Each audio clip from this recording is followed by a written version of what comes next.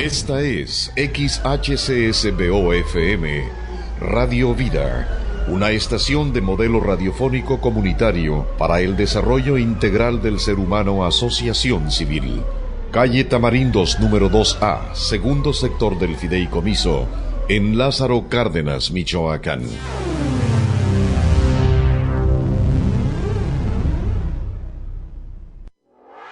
Toda palabra inspirada por Dios es útil para enseñar, corregir e instruir.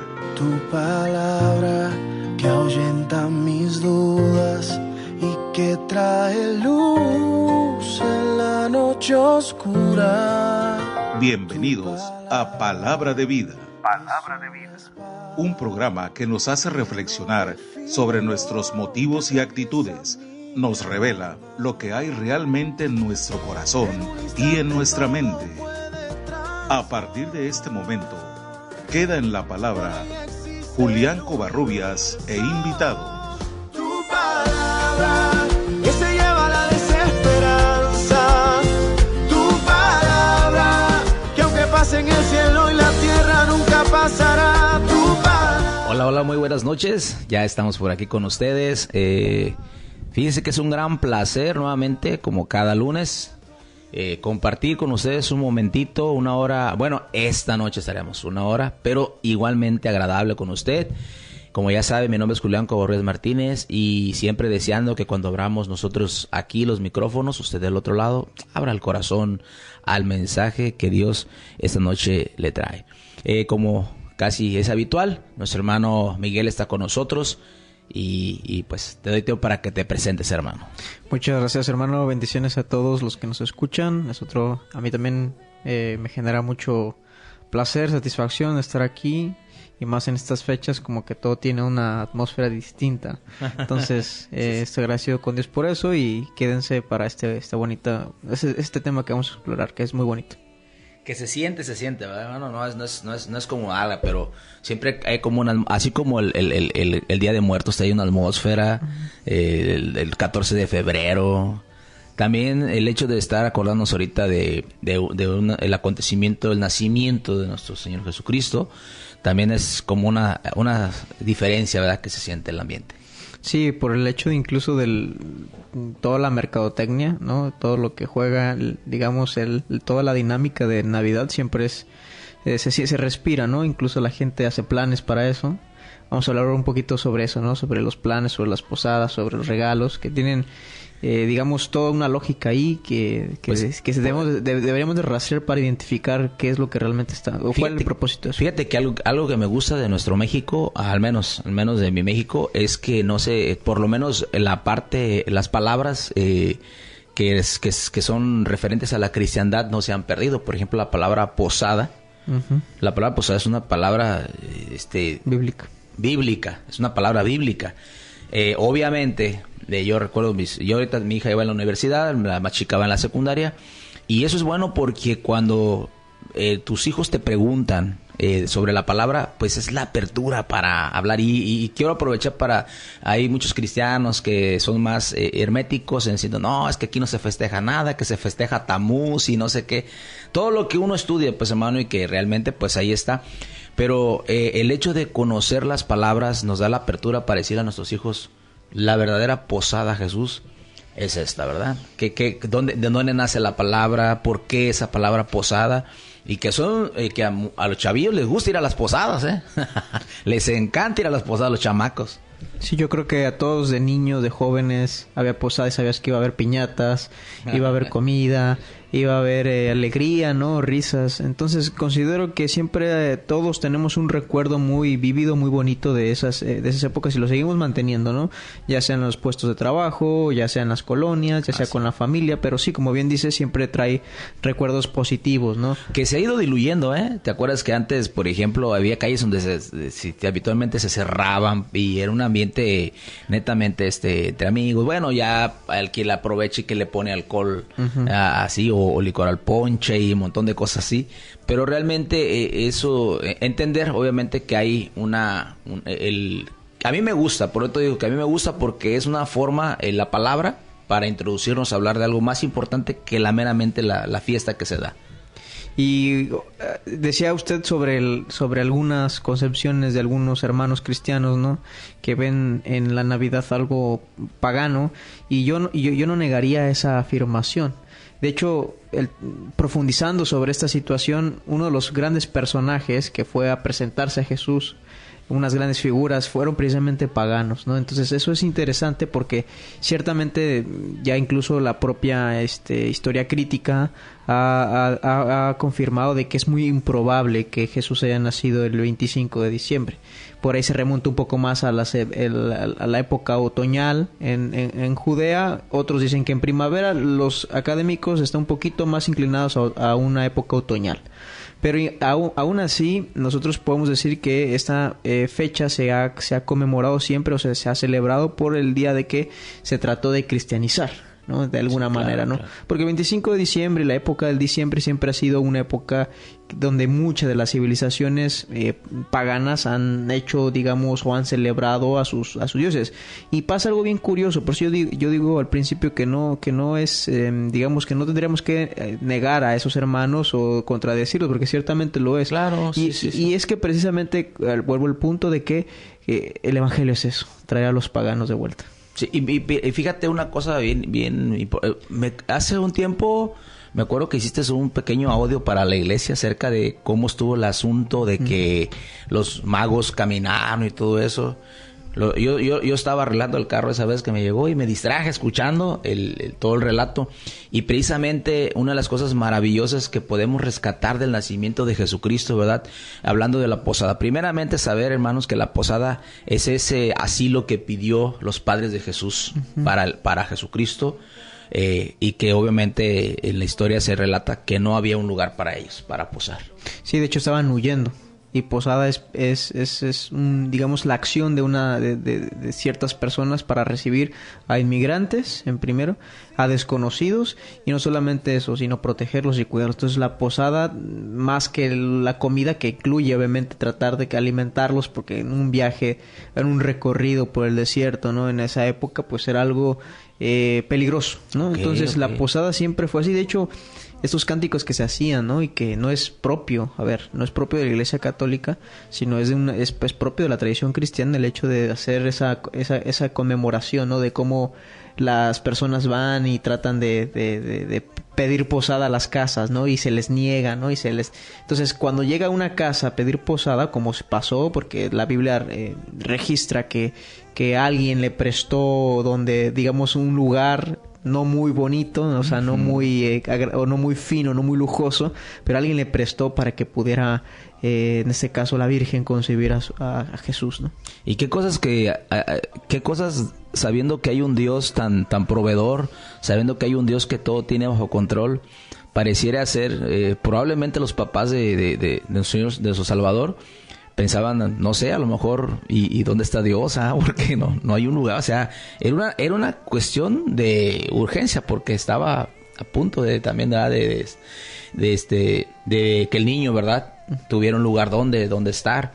Y realmente vemos la cuestión de lo que dice el contexto cultural, el hecho de saber que no era un viaje como de placer, era una cuestión de ir buscar prácticamente salvar como su vida, ¿no? Sobrevivir, porque ahí el relato de la Escritura tiene una relación muy directa con precisamente huir de la familia, ¿no? De la familia de Jesús, con la llegada de los magos, ¿no? Porque precisamente es por medio de los magos que Herodes se entera de que ha nacido un rey. Y por decirlo digamos en un nombre, o poderlo describir, diríamos que los magos alertaron a todo el pueblo de que había nacido el rey. Okay. Y aunque esto quiero enfatizar de que los magos no tenían la intención precisamente de ser la causa por las cuales los siguieran, pero se dieron así las cosas. Y es bien interesante también la posición, ahora vamos a ver un poco, de estos magos, ¿no? Porque todos nos han dicho que han sido reyes. De hecho, por ahí hay que tratar de matizar un poco, porque no eran tal como tal unos reyes, ¿no? Pero es interesante porque por ahí de las interpretaciones que son ya descartadas, muchos afirman, no, es que no eran magos, no, es que no eran astrólogos, eran sabios, y que la Biblia también registra eso, ¿no? Pero si hacemos un poquito de... Ahí tengo unas preguntas para ti. Al ratito tengo unas preguntas para ti que tiene que ver con eso, con los magos, pero fíjate, una cosa para cerrar la cuestión de si tenemos que alegrarnos o no alegrarnos o guardar un día, pues me gustaría, hay un texto en la Biblia donde dice que hubo cuando los pastores, los ángeles dijeron buena voluntad, esa palabra, ese término, buena voluntad de Dios para los hombres. Es un texto bíblico que a mí me encanta, imagina ese momento. Ahora, la pregunta es, ¿los ángeles se alegraron del nacimiento de Jesús? ¿Lo festejaron? ¿Lo celebraron? Y el texto de la Biblia nos dice que sí. Gloria en las alturas. Los términos gloria en las alturas, ha nacido. Mira, Lucas 2:14 lo tenemos aquí. Dice, gloria a Dios en las alturas. O sea, y en la tierra paz. Y esta parte, buena voluntad para con los hombres. O sea, el pecador, nosotros, ¿quién no necesita un Salvador ahorita en ese momento? ¿Quién necesita o sea, ojalá fuera este día, pero no fue este día, ya fue. Pero esa buena voluntad que se dio para el ser humano, para la humanidad, se dio a través de la persona de nuestro Señor Jesucristo. Y que no es como el hecho de específicamente festejar o lo que sea el día, sino más bien el hecho de que ocurrió. Creo que eso es lo que se debe de celebrar. El hecho de que ocurrió, y si en la cristiandad se les dio esta fecha, pues aprovechamos tirar un bocadito también nosotros para decir, ¿verdad? Pero la Biblia dice esto. Gloria a Dios en las alturas, se dice 2:14, y en la tierra paz, buena voluntad para con los hombres. Qué hermoso texto. Ahí lo que estamos viendo es de que Dios, su buena voluntad de Dios está en Jesucristo. Y que los ángeles se alegran de eso, ¿no? Se alegran de que Dios... Porque, a ver, la cuestión de la salvación no solamente... Así que ha nacido en invierno, en otoño, ¿no? Sí, el hecho es precisamente como dice que el verbo de Dios se encarnó. Así es. Y que podemos tener, digamos, salvación y reconciliación con el Padre. Porque, a ver, esa buena voluntad es que los hombres, pecadores como somos, regresemos con nuestro Padre Celestial, ¿no? A esa reconciliación por medio de su Hijo, ¿no? Que podamos alcanzar a Dios en todo lo que Él representa. Entonces, los ángeles se alegran de eso porque Dios, a pesar de que somos pecadores, Él es benevolente con nosotros y dice, gloria a Dios en las alturas. Dice, y sucedió pues cuando los ángeles se fueron de ellos al cielo, los pastores dijeron unos a otros, pasemos pues hasta Belén y veamos esto que ha sucedido y que el Señor nos ha manifestado. Uh-huh. Hermano, ¿qué podemos hablar de ese momento? Ya Jesús ya está en un lugar, Dios ya le dio la oportunidad de estar en un lugar muy humilde, pero vienen estos tres hombres. ¿Qué podemos hablar de estos tres hombres? Fíjese que tampoco la Biblia registra en sí, la tradición, ¿no? Lo ha fijado que son tres hombres, pero realmente no sabemos cuántos hombres eran, ¿no? A ciencia cierta, porque se habla también la Biblia habla de una cuestión plural, sabios. Ok. Entonces, es difícil determinar, pero la tradición y por ahí por el texto podemos a lo mejor intuir que son tres, ¿no?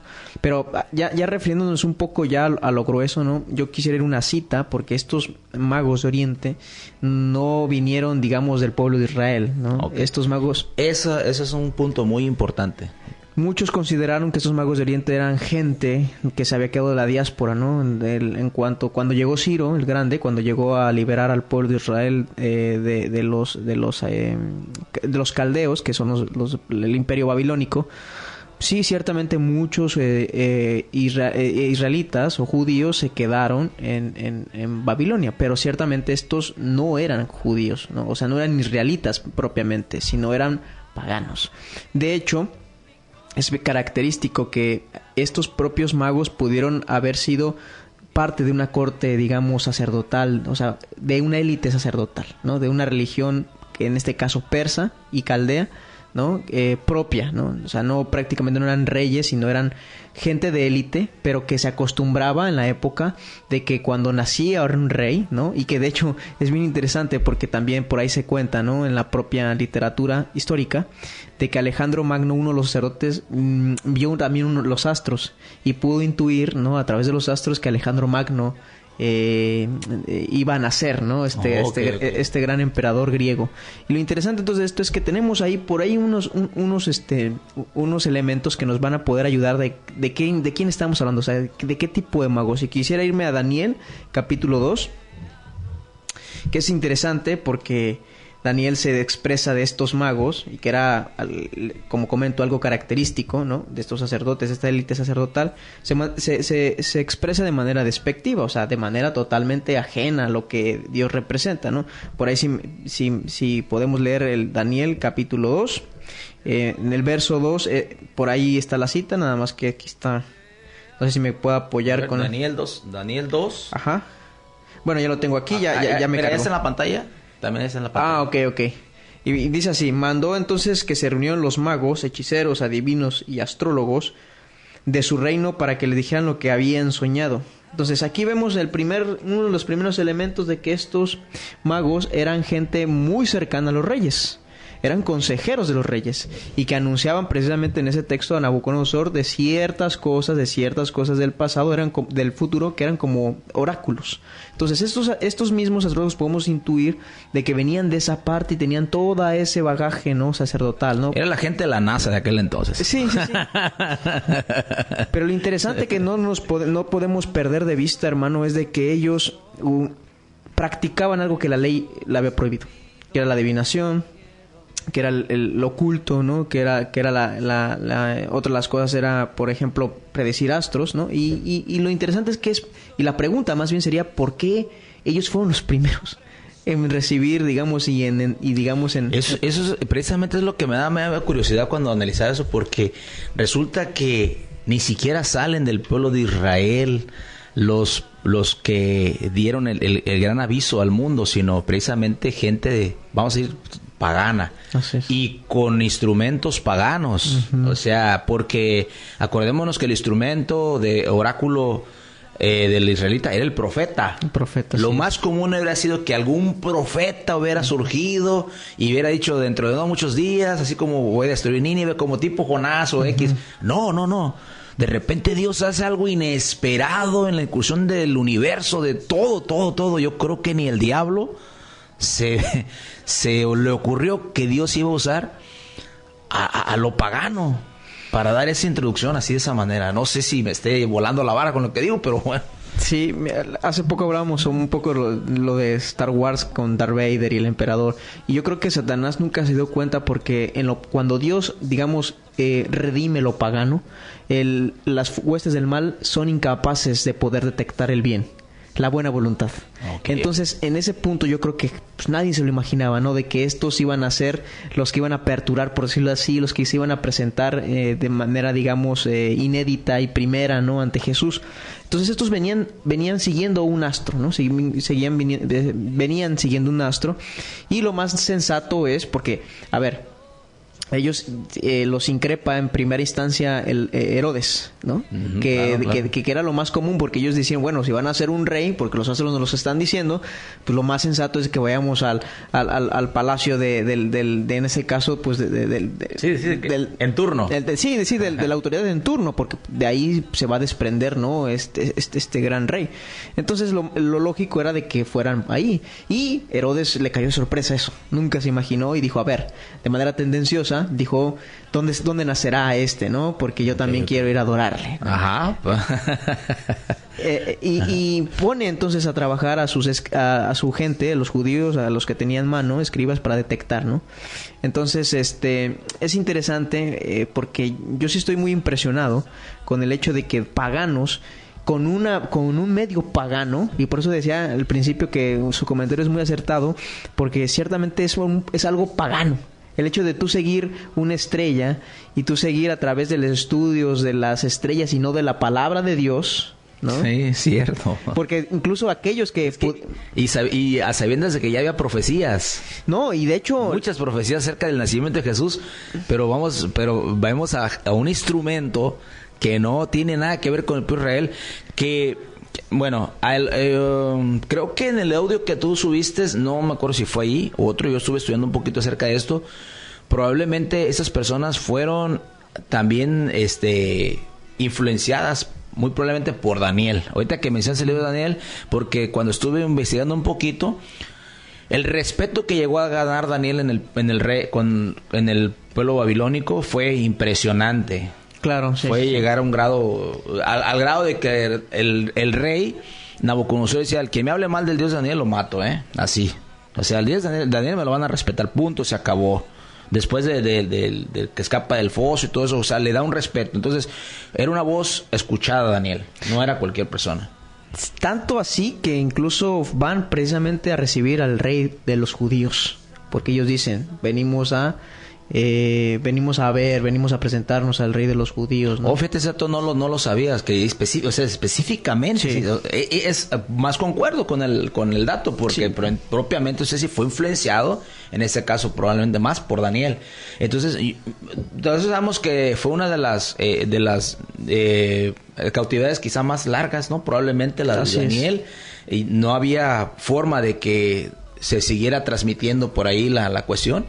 Y tuvo que caer en paganos la profecía. A ver, y también hay que recordar que la ley en ese caso, la ley mosaica, la Torá, era una regulación estrictamente para judíos, étnicamente. Sí. Entonces, a ver, yo no voy a tampoco aventurarme a decir algo que pues solamente descansa la voluntad de Dios, pero vemos casos donde hay cierta permisibilidad por parte de Dios, permite que paganos puedan incluso, como en el caso comentábamos, se me fue el nombre, ¿no? Pero de este profeta, ¿no? De este profeta que ayuda a un soldado a limpiarlo, ¿no? Y que dice que Naamán. Entonces vemos que Dios, no digo que actúe que fue un coraje para los judíos cuando Jesús les dijo eso, ¿verdad? Así es. ¿Cuántos leprosos había en el tiempo? Y ahí está el choque. Ahí está el choque. Precisamente por eso puedo decir esta noche, gloria a Dios, porque como Dios usa un instrumento totalmente, me explico, errado,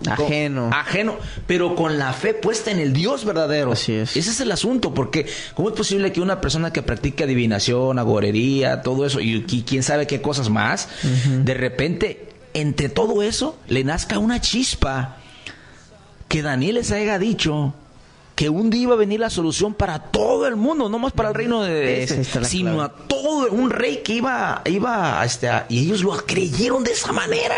Yo creo que ni los cristianos le creemos así. Creyeron realmente en el mensaje de Daniel, al grado que esperaron tiempos y tiempos y tiempos. Date cuenta cuánto tiempo, hermano. Es muy probable también que estos magos, hermano, hayan tenido la concepción mesiánica de este rey, porque era algo que se estaba esperando. Y había todas las condiciones para que en algún momento ya, en esta, digamos, cautiverio romano, porque primero hay que recordar que antes de que llegara el cautiverio romano estaban los griegos. Claro. ¿No? Entonces, vemos que ya se estaba preparando, se estaba cocinando los ingredientes. Y ellos sabían que este Mesías iba a redimir precisamente al pueblo de Israel. Pero algo bien interesante también, hermano, es que hay que recordar que Israel estaba sometido por el Imperio Romano, y el Imperio Romano abarcaba hasta por ahí los confines o los límites de la India. Obviamente, y esto, ¿por qué lo digo? Porque también llegaban a lo que viene siendo Persia, donde venían del oriente, de estos magos. Claro. Entonces, ellos en su mente también, con esta profecía, dicen, si este Mesías va a liberar al pueblo de Israel, va a poder liberar también del yugo de los romanos a toda la tierra. A todo donde llegara el Imperio Romano. Entonces, ellos estaban convencidos de que este rey, este Mesías, era distinto porque la cuestión política del poder también influía a ellos, porque precisamente también ellos estaban subyugados. Fíjate que a mí que me gustaría hablar algo interesante esta noche, no va ligado al tema, y tenemos que orar mucho, pedirle a todos, ¿verdad? Las personas, y aquí sí quiero sumarme al mensaje a gente que esté en diferentes religiones, denominaciones, porque el mundo se acerca a esto. El mundo está pidiendo Mesías, y el problema es que por ahí en la Biblia habla que va a venir un ser, el llamado el anticristo, el hijo de perdición. Esta cuestión de buscar un salvador del ser humano está en su naturaleza.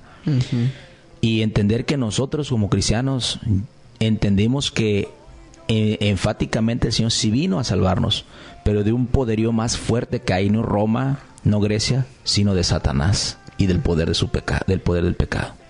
Y a ver, es que toda esta historia es interesante cuando se analiza, porque obviamente en la Biblia uno nos da lo esencial, y obviamente otros estudiosos han podido construir esto para darle coherencia, ¿no? al sentido de los magos. Pero estos magos fueron movidos precisamente también por el ser, digamos, subyugados por el Imperio Romano. Es decir, conocemos que el Mesías va a liberar al pueblo va a liberar su pueblo, ¿no? El pueblo de Israel. y dice, bueno, yo también estoy gobernado por los romanos, pues vayan, sacerdotes, vayan también, porque este rey va a liberarnos a todos, o sea, va a liberar a todo aquel que esté subyugado por el Imperio Romano. Entonces, con los regalos que da estos magos, otra cuestión también muy interesante, porque hoy hacemos intercambio y tiene un trasfondo cristiano, hermano. O sea, tiene el hecho de regalarnos, válgame la redundancia, regalar regalos, tiene una implicación cristiana, porque se desprende de estos magos que se acercan a Jesús y le ofrecen regalos, ¿no? Que era algo muy habitual, ciertamente, ¿no? Pero los regalos a los que ellos, digamos, se presentan con Jesús son regalos que demuestran que Jesús era no era un simple, digamos, liberador, sino el verdadero rey, el que iba a imponer su justicia, ¿no? Entonces, estas festividades que tenemos, ¿no? Que ahora podemos nosotros disfrutar, que en tu trabajo, que en tu familia se den algunos presentes, se den algunos regalos, eso viene desde netamente el cristianismo, ¿no? O sea, es algo meramente cristiano.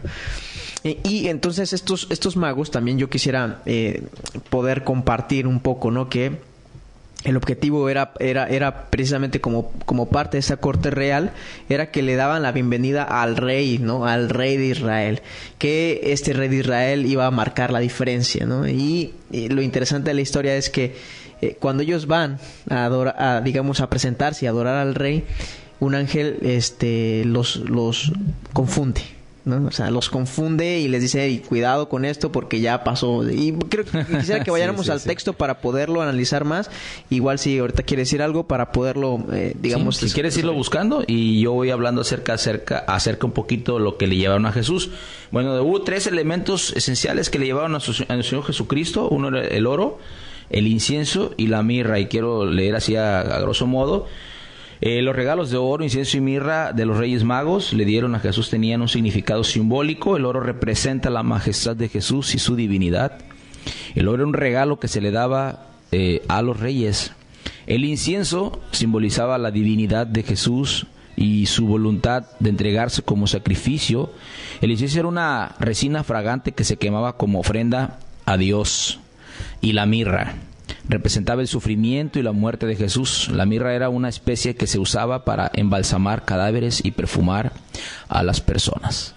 Dice así también el texto: ¿dónde está aquel que ha nacido rey de los judíos?, preguntaron.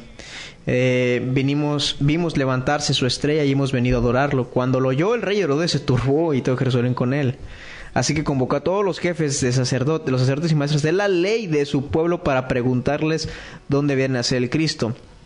En Belén de Judea le respondieron, porque esto está escrito, esto es lo que ha escrito el profeta. Pero tú, Belén, en la tierra de Judá, de ninguna manera eres la menor entre las principales ciudades de Judá, porque de ti saldrá príncipe que será el pastor de mi pueblo Israel. Luego Herodes llamó en secreto a los sabios y se enteró por ellos del tiempo exacto en que había aparecido la estrella.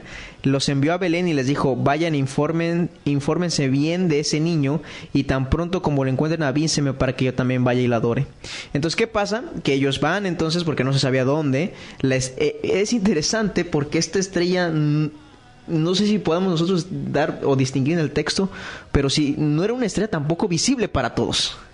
Era una estrella visible para ellos. Claro. Entonces, a ver, Herodes, por su mala voluntad y no buena voluntad, no pudo, digamos, presenciar esta estrella. No se le reveló, exacto. Entonces, podemos decir que después de oír al rey, siguieron su camino, y que la estrella que había visto levantarse iba delante de ellos hasta que se detuvo en su lugar donde estaba el niño. Al ver la estrella sintieron muchísima alegría. Lo importante de esto es que afirma, y fíjense cómo le da una connotación superlativa, muchísima alegría. Y yo me pregunto, o sea, te da alegría ciertamente cuando nace alguien, pero ¿por qué te daría muchísima alegría de ver a este nuevo rey? Porque como era algo muy característico de la época, era muy normal. Ya vas a sentir dentro de pronto lo que se siente, hermano. Exacto. Ya merito van a ser tu bebé. Pero bueno, en esa cuestión es de que como dices, mi bebé, pero a veces ver un bebé ajeno y ni siquiera de tu reino. Sí. Decir muchísima alegría. Yo creo que esto puede pasar porque los astros, según ellos, confirmaron realmente que estaba ahí el niño. O sea, sintieron que realmente esto era movido por ese Dios Así que es. en alguna vez escucharon en los tiempos de Daniel y que por tradiciones se les, a lo mejor de manera distorsionada, obviamente, se les pudo enseñar y dijeron, verdaderamente entonces el rey, porque la estrella confirmó, y si confirma, y es algo también muy propio de la ley, que aquello que Dios habla, porque aunque Dios no esté hablando de manera audible, si lo hace por medio de señales, y si esta cuestión no se confirma, hablando pues, obviamente la ley de los profetas, pero podríamos hacerlo como analogía, que si confirma lo que se dice, ¿no? O a donde se manda, quiere decir que sí es parte de Dios. Claro que sí. Así, afirmo, hermanos, fue lecturas muy hermosas que esta noche Dios nos ha permitido, y saber, hermano, verdad que también hoy en día nosotros hablamos de ciertas cantidades. Hay gente que piensa que el oro era una cantidad así muy pequeña, realmente era una caravana. Hace rato mencioné la palabra 3 porque en la tradición así se menciona. Pero lo que si ves la lectura bíblica, pareciera que eran varios. Eran varias personas, ¿verdad? Y se caracterizan 3, ¿por qué? Por los 3 regalos que sobresalieron. Exacto, esa es la intuición. Esa es la intuición, que fueron 3. Pero obviamente muchas personas creen que el ministerio del Señor Jesucristo fue obviamente patrocinado por ese oro. Alguna gente lo piensa así, que el Señor no tenía necesidad, me explico esto, de esta cantidad, pero vemos esta adoración, ¿verdad? Estos hombres que también lo adoran al niño, o sea, le adoran reconociéndolo, y aquí para aquellas personas que dudan, ¿verdad? Que dudan y que podemos saber que era Dios. Era Dios en esa connotación, era una divinidad nacida ahí, un niño, como tú dices, muy diferente, un rey diferente a todos los que habían nacido en la tierra, y se postran y lo adoran, y el reconocimiento es como el salvador prácticamente de este mundo. Sí, porque al final el mundo que ellos podían concebir de manera global era donde el Imperio Romano había entrado, donde había penetrado sus... Dios usó como dice, Dios usó ese sufrimiento que estaban pasando ellos, ese abuso quizá de los romanos eran conocidos por tener mano muy dura realmente. Entonces, ¿quién no quería liberarse del pueblo de Roma? Así es. ¿Verdad? Cualquiera, me explico. Entonces, había como esa connotación de esperanza, y pareciera que era un suicidio, ¿no? El hecho de haber ido precisamente con Herodes a decirle, pues aquí viene, pues venimos a buscar. Y fíjese lo interesante también del plan de Dios, porque Dios es muy sabio, es infinitamente sabio. Herodes, si nosotros analizamos el texto, los trata de manera muy amable. Ajá. Le voy a decir por qué. Porque Herodes respetaba mucho a los paganos. De hecho, Herodes le encantaba, y por eso tenía cierto choque con los judíos, porque eran muy monoteístas, de un solo Dios, muy estrictos. Pero a Herodes le encantaba que las civilizaciones adoraran a cuanto Dios se refiera. O sea, sí, ciertamente, porque de hecho el templo que estaba ahí fue así es, construido por él. De hecho, el templo que se destruyó en el 70 después de Cristo, fue un templo hecho por él, no por Herodes el Grande. ¿Sí? Entonces, fíjate qué curioso que Dios le haya permitido ser tan pagano a Herodes, porque precisamente por eso. Ser tan pagano, y a ver, hay que ser... Le encantaba como lo místico, como meterse a las cosas así, ¿me explico? Sí, pues al grado de que incluso, aunque estaba creyendo para mal, porque ciertamente él tuvo miedo, dice la Escritura que él tuvo miedo de poder, digamos, perder su autoridad por este rey que había nacido. Él, por ese afán, aprovecha, digamos, Dios eso, de decir, bueno, aquí te traigo unos paganos para que te puedan distraer, ¿no? Y les vas a... porque ciertamente les dio carta libre. O sea, lo más sensato es decir, a ver, vámonos detrás de ellos y vamos a seguir esto, ¿no? Ellos confiando, Herodes confiando en la posición de estos magos, se dejó llevar. ¿Qué pasó? Que estos magos, claro, por la voluntad de Dios, pues le dieron la vuelta y ya no pudieron darle la noticia de dónde era, ¿no? Fíjate que hay algo bien curioso, es que cómo a veces Dios usa al mismo diablo para hacer su voluntad. Sí, aquí podemos verlo así.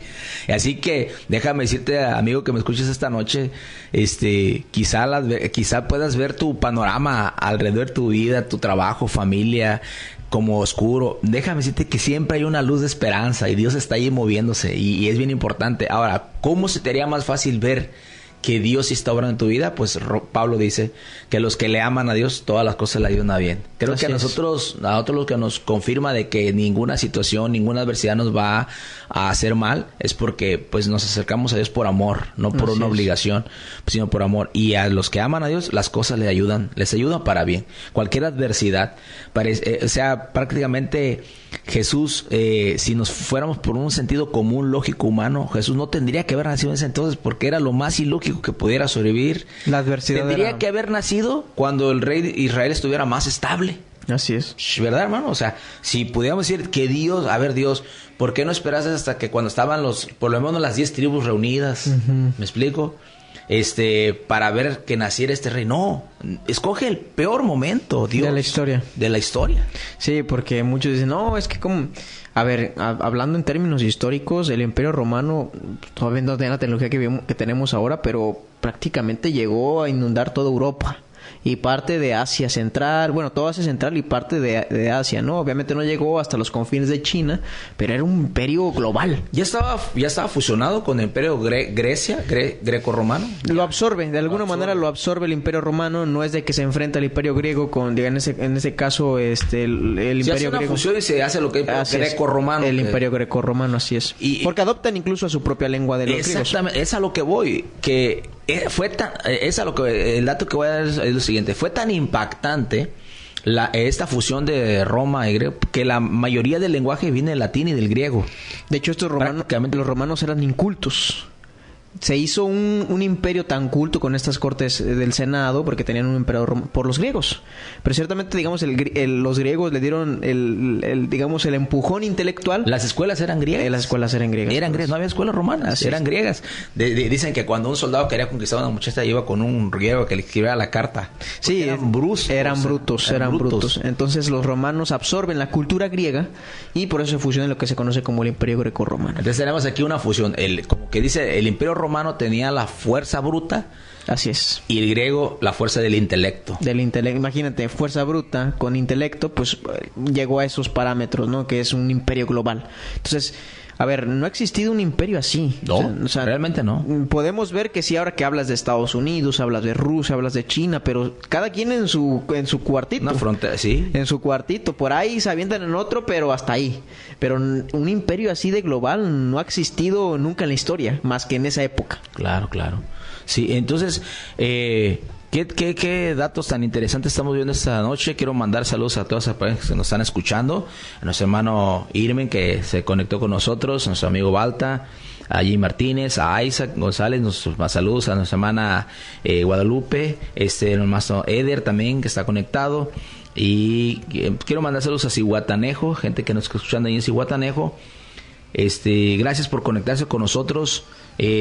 Solamente vamos a estar nos quedan 15 minutos de programa, pero bien aprovechados y saber que podemos celebrar, nos podemos unir a ese coro celestial de ángeles, nos podemos unir a esos pastores que se gozaron porque realmente nació la esperanza, pero no más para este mundo, para el universo entero. Sí, se abre la puerta, ¿no?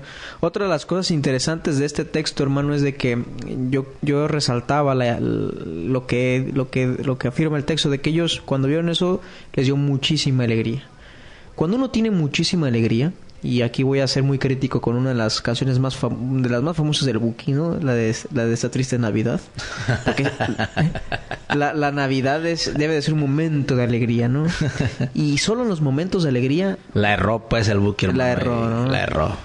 Y bueno, a mí me gusta el Buki, pero creo que ahí sí ahí sí la regó, ¿no? Porque la Navidad siempre, digamos, debe de ser alegría. Uno debe de tratar de poder quitarse esa depresión con la ayuda de Dios, quitarse ese malestar, pero bueno, dejando un poco de lado eso, hermano, solo en la muchísima alegría el ser humano está capacitado para adorar de manera real. Cuando te inunda la alegría. Porque a mí me sorprende el texto que inmediatamente dice, entonces entraron los magos y se postraron y adoraron. La alegría te lleva a la adoración. Cuando uno está triste, cuando uno está depresivo en estos momentos, que obviamente cada persona está pasando por una situación a lo mejor que uno es ajeno y no siente el dolor. Claro. No se puede tampoco ser muy duro con eso, pero por lo menos hacer el esfuerzo de decir, a ver, tengo un Salvador y tengo a lo mejor un imperio que me domina. El imperio del pecado, el imperio de la depresión, el imperio de la ansiedad, etcétera. Pero tengo un Salvador que viene a liberarme. Y solamente por medio de esa alegría, de que vino un Salvador, yo puedo adorar perfectamente al Salvador. Y creo que esa también es una lección que nos dan los magos, porque yo también puedo entender en ellos la frustración de vivir en una época así, ¿no? Porque ellos no eran ciertamente amigos, ellos eran diplomáticos, si lo queremos ver así, con Herodes, pero ellos tampoco no eran amigos de ellos. Ellos querían también su libertad, ¿no? Ciertamente. Entonces ven la oportunidad de ser libres y que se vaya confirmando. Imagínense, hermano, usted, porque dice que venían en caravanas y no eran, digamos, 2-3 kilómetros, eran kilómetros, digamos, desde la parte entre Irak e Irán hasta lo que viene siendo Palestina. O sea, no soy ahorita un geógrafo, pero me imagino que son más allá de 3.000, 4.000 kilómetros, ¿no? Entonces, imagínense pasar por todo eso y que peligros. De hecho, iban en caravanas, también se dice por ahí que era para poderlos ahuyentar de los ladrones y de los espíritus malignos, ¿no? Entonces, imagínense que se vaya confirmando todo lo que Dios, a través de los sueños, les va revelando. Y imagínense esa emoción de decir, híjole, a ver, ya nos pasamos una cosa y ahora sí, con esa estrella llegamos a Israel. Ah, bueno. Ahora llegamos con Herodes, esa estrella nos manda a otro lugar, y cuando ves que el lugar está ese niño y tú dices, se está cumpliendo entonces. O sea, pronto se va a acabar nuestra esclavitud, en este caso que los tenía subyugados el Imperio Romano. Pues obviamente te desbordas de alegría porque piensas que hay una oportunidad. La esperanza. Y ahí surge la esperanza. La esperanza. Y tenemos que entender que no podemos perder la esperanza, y quizá, como bien decías hace un momentito, quizá hay personas que están pasando por momentos difíciles, de futilidad, de desánimo. Quizás estás pensando, no hay esperanza para mi matrimonio, cada vez discuto más con mi esposa, no hay esperanza con mis hijos, cada vez me distancio más de él, es más serio conmigo. Pero déjame decirte que precisamente Jesús es la respuesta. Jesús es la respuesta para ese problema que puedas tener, para ese imperio que pueda llegar. Me lo mencionas así como el imperio de la depresión, pero claro, ciertamente que así lo es, porque cuando la depresión llega a una persona, esa persona no quiere ya. Pero imagínate, como bien lo dices, que estás tan desahuciado, estás tan cansado, y de repente llega una persona y te dice, oye, yo te puedo solucionar ese problema. O sea, es como devolverte el alma al cuerpo, es como volverte la esperanza, la alegría, y de repente verlo, ¿verdad? Y darle ese reconocimiento. Pues si me vas a ayudar, pues muchas gracias, te lo agradezco, ¿me explico? Y esa es como tú lo mencionas, hermano. Creo que cuando nosotros aceptamos a Jesucristo, precisamente como el Salvador de nuestra alma, el Salvador, el que nos viene no solamente a liberar del imperio romano, sino a liberarnos del imperio del poder del pecado. Ese pecado que entró a través de la desobediencia de Adán. Como dice la Biblia, en Adán todos mueren, pero en Cristo todos son vivificados, dice San Pablo. Esa es la esperanza para nosotros. Y nosotros como pecadores ya no podemos ir buscando otra señal. Ya no hay más estrellas. La estrella se posó en el lugar correcto, en el momento indicado. Se posó sobre la persona de Jesús. Ese niño que 33 años después iba a estar colgado de una cruz y profetizado por las mismas especies aromáticas, dándole ahí mismo...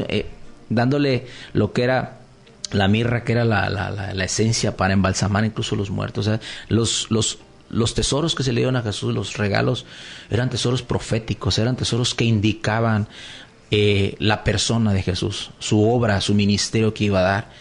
Y quizá en ese momento María, ¿verdad?, al ver a Miriam, ver a su hijo desbordarse, y quizá sin entender a cabalidad, porque tenemos que hacerlo así, ella no entendía a cabalidad la situación, desde que el Señor le saluda y le dice a bienaventurada y todo eso.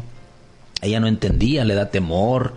Somos humanos contactando a un Dios, y no es como llegar, como cuando llegas con un amigo, hola, ya llegué. No, estás hablando de misterios bien profundos, una revelación muy profunda, pero sin embargo poder estar saboreando ese momento, ¿verdad?, especial, uno que está ocurriendo. De repente no teníamos ni dónde dormir ni dónde tener esta posada. Ahora ya posamos aquí, ahora llegan estas personas y nos dicen todas estas cosas. Es algo extraordinario. Y lo importante, hermano, que lo que confirma, para mí, ese nacimiento es su resurrección de Jesús. Cuando Jesucristo resucita, yo creo que Jesucristo ahí dio el martillazo firme de lo que ocurrió en el año 0 de su nacimiento físico. Porque quien nace en Belén es Jesús, pero no Cristo. Cristo no nace porque Cristo es Dios. Él es desde la eternidad y hasta la eternidad. Se manifestó el verbo de carne. Así es. Solamente se manifestó el verbo. Y la otra de las lecciones es de que el paganismo tiene la puerta abierta con Jesús. Yo creo que esto es muy importante también entenderlo, hermano. Que aquí vemos dos cosas. Hay escribas que estaban con Herodes que acertaron en el lugar donde iban a nacer, pero no fueron. Y eso que eran judíos. Entonces eso te habla de que hay gente que a lo mejor podemos estar acercados a Dios, pero seguir subyugados y querer estar subyugados al imperio romano. Porque yo me pregunto, si tú ya sabes y te están diciendo que... Y yo quiero pensar que estos escribas estaban burlando. Es decir, ¿cómo un pagano va a poder identificar a de Dios, no? Y hermano, eso es el orgullo, ¿no? De decir, bueno, no digo que te tengas que ir, ¿no? Porque uno piensa, ay, esta persona, ¿qué me puede enseñar, no? O sea, esta persona que viene, que es del mundo y que eso, ¿qué me puede enseñar, no? Pues igual y Dios te habla por medio de ahí, ¿no? Tú obviamente después tendrás que valorar y reflexionar sobre eso. El apóstol San Pedro le llama a esto la multiforme gracia, la multiforme sabiduría y multiforme gracia de Dios. Habla de una forma en que Dios se mueve a la manera, y creo que aquí hay un problema cuando nosotros queremos encerrar a Dios en una dogmatización. Y queremos decirle, Dios, te vas a mover pero nada más en las lenguas, o te vas a mover nada más pero nada más en la alabanza, te vas a mover pero nada más en la seriedad. Y yo creo que ahí es donde limitamos a Dios. Yo creo que Dios se puede mover pues como Él quiere, Él es Dios. Y en ese caso nos puede volar la cabeza, pero no usó al pueblo de Israel. No usó a ningún profeta. O sea, el modo oráculo que Dios usaba era el profeta, sí o sí. Sí o sí. No se ve en el Antiguo Testamento Dios usando todo lo contrario. Los reyes a los adivinos los mataban, o sea, o usaban a los profetas de en ese caso del Señor. Claro, entonces pero de repente ahora usa a hombres paganos con criterios paganos. Así es. Con criterios paganos, porque en sí Dios había algo que prohibía eso de que las estrellas, sí. Me explico, había una prohibición de eso. De todo eso. Y cómo resulta que ahora Dios, ¿verdad?, pasa el semáforo en verde porque es Dios y dice, los voy a usar a ellos, con sus conocimientos de ellos, voy a glorificarme. Así es. Y lo hizo. Y llega el punto porque al final, como bien dice la Escritura, no, el cansado es el que busca al Señor. Cuando tú estás cansado, cuando tú estás frustrado, la última puerta que tú debes de ver es a Jesús. Por eso los judíos, o nosotros incluso, que nos podemos sentir ya dentro del cuerpo del Señor y decir, bueno, yo ya pasé esa prueba, ya pasé esto, ya pasé el otro, pues ni tanto así. Fíjese que hoy he estado reflexionando y no sé si usted se ha preguntado sobre esto, ya para concluir, sí, ¿no? Sí. Todos nos recordamos, ¿no? Decimos, me acuerdo cuando me hice cristiano, que pasé esto y lo otro. Claro. Y yo me pregunto, si tus mejores momentos como cristiano, digamos, cuando entras al cristianismo hiciste esto y esto y esto, ¿por qué no lo vuelves a hacer? Si eso es el mejor momento que tuviste como cristiano, pues haz aquello que te llevó a ser cristiano, porque es ilógico que ahora que ya tienes muchos años, ya hago unas cosas especiales, porque eso ya para mí es básico. Pero antes eso básico para ti era pues tu alegría. Era la forma en la que tú podías adorar a Jesús y que tú no puedas dejar de adorarlo. Entonces, creo que es regresar a eso básico. Mira lo que estás diciendo es bien interesante, hermano. Y te voy a decir por qué. Aquí me gustaría que me escuchara el grosso del común cristiano. Porque incluso en las mismas congregaciones dicen, es que estabas en tu primer amor. Hay gente ese comentario que hace. Y realmente, ¿por qué pasar de eso en tu vida? Así es. ¿Por qué pasar? O sea, ¿qué ocurrió? Voy con el permiso de mi hermana Marisela, porque es congregante de la iglesia donde yo estoy, pero la hermana Marisela, ella me platicó un día su testimonio. Dice, pastor, yo estaba atendida por psicólogos, tenía sumamente problemas serios, y tenía una libreta, y dice, un día me dijo, pastor, un día le dije, hermano, un día me podías permitir platicar tu testimonio. Y dice, la primera vez que fui a la iglesia, yo nunca había escuchado de Jesús de esa manera. En la semana yo agarré mis libretas, dije, ¿cuál psicólogo ni que nada? Aceptó a Jesús en su corazón Dejó de gastar en las terapias, y tuvo una libertad en su vida personal. ¿Cómo es que Dios, y aquí viene el asunto, cómo Dios hace que nazca en ti algo bueno, primeramente permitiendo algo malo? Así es. Y es que aquí es la necesidad, y es ahí donde el diablo, ¿verdad?, debe de entender que Dios siempre, donde dice la Biblia que donde abunda el pecado, sobreabunda la gracia de Dios. Y este mensaje, pues quiero decirlo para mis amigos, ¿verdad?, que no importa lo oscuro de tu situación, realmente Dios está interesado y le importas tú como persona. Y quiere ahora, así como en su momento, un día Jesús nació de manera física en un lugar, ahora en esta noche puedo decirte que Dios quiere nacer de manera espiritual en tu corazón. Y es como si Dios estuviera, como que si Jesús estuviera todavía sus padres buscando ese lugar donde depositar el niño en un lugar, y está buscando un corazón, Dios, y ese corazón puede ser el tuyo. Así es. Puede ser el tuyo. Y el día que se pose ese Jesús y nazca en tu corazón, vas a ser libre de esa depresión, de esa tristeza, de esa amargura. Te va a brotar esa fe, esa esperanza. Ojo, porque el Imperio Romano no nació Jesús y se acabó, ¿me explico? No. Pero sí fue destruido. Sí fue destruido. En su momento y en su tiempo, en la madurez de Jesús, el Imperio Romano, y no solamente él, la Biblia dice en el libro de Colosenses que él exhibió públicamente triunfando sobre las fuerzas potestades demoníacas en la cruz del Calvario. Hoy en día lo único que tienes que hacer es aceptar a Jesús como tu suficiente Salvador, darle posada en tu corazón. Ahora sí, cerrando el tema, dándole posada en tu corazón. Hay un texto muy conocido que usamos los evangelistas, Apocalipsis 3:20, donde dice: aquí yo estoy a la puerta, dice, y llamo. Si alguno abre, dice, entraré a él, cenaré con él y él conmigo. Me gustaría que hiciéramos una oración esta noche con los que nos están escuchando y los que se queden grabando, que si tú has perdido la esperanza, lo único que necesitas es darle posada a Jesús en tu corazón, pero ahora de manera espiritual, porque Él vino, nació, resucitó y vendrá otra vez de entre las nubes. Vamos a orar. Dios, este programa lo hemos terminado de manera como tú has querido, Señor, porque siento en mi corazón darte las gracias porque naciste y porque encontraste un lugar muy humilde. Así quiere decir que a ti no te importa dónde vas a nacer. Y quizá hoy hay un pornógrafo que dice: me siento sucio, Señor. Yo creo que tú no puedes vivir en mi corazón porque he destruido mi corazón con lujuria. Pero es ahí precisamente donde tú, Señor, quieres ir a nacer, en el lugar más putrefacto, en el lugar más torcido.